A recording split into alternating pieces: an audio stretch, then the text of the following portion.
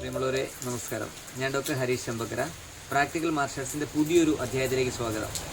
നമ്മൾ ആയോധനകലകൾ പലതും പഠിക്കുമെങ്കിലും ഈ പഠിക്കുന്നവ സ്ട്രീറ്റിൽ പരാജയപ്പെടുന്നതിൻ്റെ പ്രധാനപ്പെട്ട കാര്യം നമ്മൾ ക്ലാസ്സിൽ പഠിക്കുന്ന പോലെ അല്ല കാര്യങ്ങൾ സ്ട്രീറ്റിൽ വരുന്നത് എന്നുള്ളത് കൊണ്ടാണ്. ഉദാഹരണമായിട്ട് പറഞ്ഞു കഴിഞ്ഞാൽ നമ്മൾ മര്യാദയ്ക്ക് നമ്മുടെ ഒരു സുഹൃത്തിൻ്റെ കൂടെ പൂട്ടും കെട്ടും അടികളും ഒക്കെ ആയിട്ട് പഠിക്കും. റോഡിൽ വരുന്നവൻ ഒച്ച വയ്ക്കും, പ്രശ്നങ്ങളുണ്ടാക്കും. അപ്പോൾ നമ്മൾ ഈ പഠിച്ചതൊക്കെ മറന്നുപോകും. നമ്മുടെ ബാക്കിയുള്ള ഭാഗങ്ങളെല്ലാം വിട്ടിട്ട് നമ്മൾ അറ്റാക്ക് ചെയ്യുമ്പോൾ പരാജയത്തിലേക്ക് നയിക്കുകയും ചെയ്യും. അതുകൊണ്ട് ഇമോഷണൽ ഫൈറ്റിംഗ് എന്ന് പറഞ്ഞ് ഇമ്പോർട്ടൻ്റ് ആയിട്ടുള്ള മാറ്ററാണ്. അത് മാത്രമാണ് നമുക്ക് മനസ്സിലാക്കാനുള്ളത്. ഇമോഷണൽ ഫൈറ്റിംഗ് എങ്ങനെ ചെയ്യാം എന്നുള്ളതിനെക്കുറിച്ച് ചെറിയ വീഡിയോ ആണ് നമ്മൾ ചെയ്യുന്നത്. നേരെ വീഡിയോയിലേക്ക്.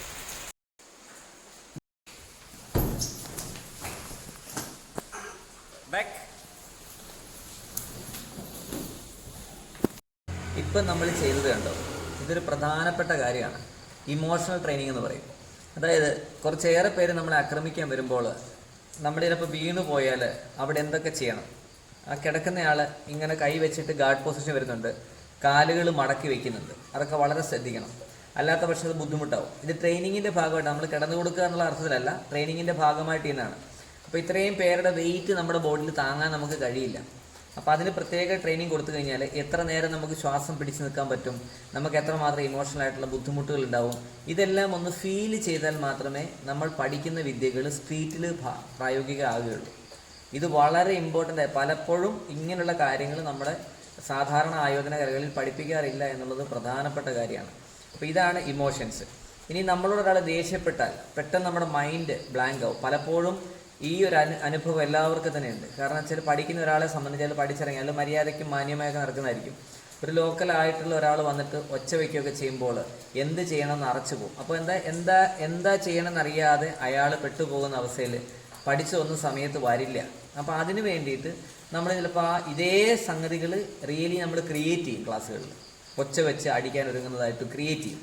ആ ക്രിയേറ്റ് ചെയ്യുന്നത് വെച്ചിട്ട് തിരിച്ച് പ്രതികരിക്കാനുള്ള ശേഷിയായിട്ട് ഉണ്ടാക്കിയെടുക്കേണ്ടത് ആയോധനകലയുടെ ഏറ്റവും സ്ട്രീറ്റ് ഫൈറ്റിൽ അത്യാവശ്യമുള്ള ഘടകമാണ്.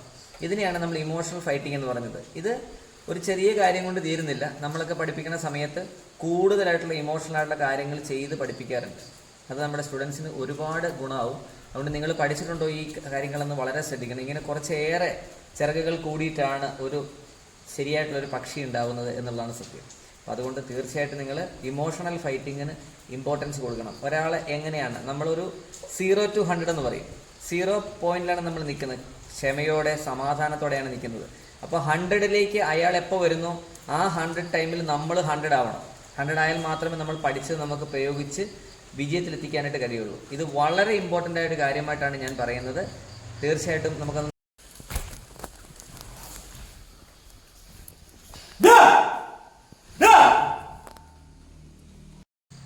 നമ്മളെ കാര്യങ്ങളൊക്കെ പഠിച്ചു വെച്ചിട്ടുണ്ടാവും. ഇനിയൊരു സിറ്റുവേഷൻ വരുന്ന സമയത്ത് നമ്മൾ പഠിച്ചതെല്ലാം മൈൻഡ് ഔട്ടാവും, സ്റ്റക്കായി നിന്ന് പോകും. ആ സമയത്ത് വരുന്നവൻ എന്ത് ചെയ്യും, കയറി അടിക്കും, ഉറപ്പാണ്, ഒരു സംശയം വേണ്ട.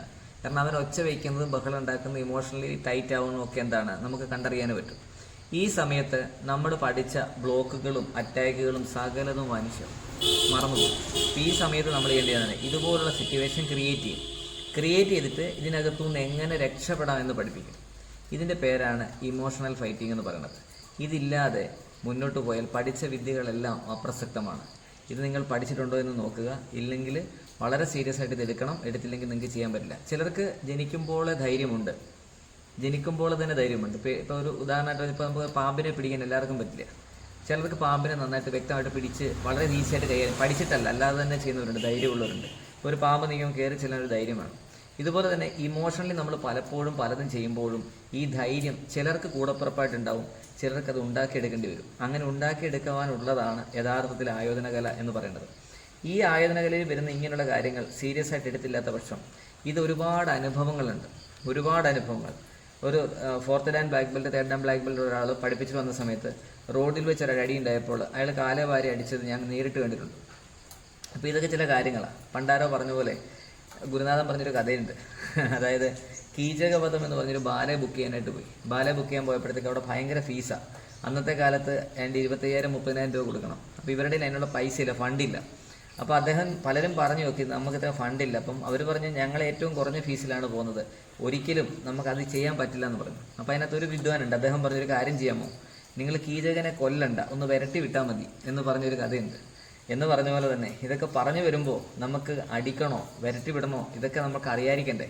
അപ്പോൾ അതുകൊണ്ട് കീചകനെ കൊല്ലണോ വിരട്ടി വിടണോ എന്നൊക്കെ ഉള്ളത് ഇമോഷണൽ ഫൈറ്റിങ്ങിലൂടെ മാത്രമേ നിങ്ങൾക്ക് കിട്ടുകയുള്ളൂ. അപ്പോൾ അതുകൊണ്ട് തീർച്ചയായിട്ടും വരിക, നിങ്ങളുടെ അഭിപ്രായങ്ങൾ തീർച്ചയായിട്ടും അറിയിക്കുക. ഇങ്ങനെയുള്ള ഫൈറ്റിങ്ങൾ എങ്ങനെയൊക്കെയാണ് നിങ്ങൾ മനസ്സിലാക്കി വെച്ചിട്ടുള്ളത്, നിങ്ങളുടെ അഭിപ്രായങ്ങൾ തീർച്ചയായും കമൻറ്റ് ചെയ്യുക.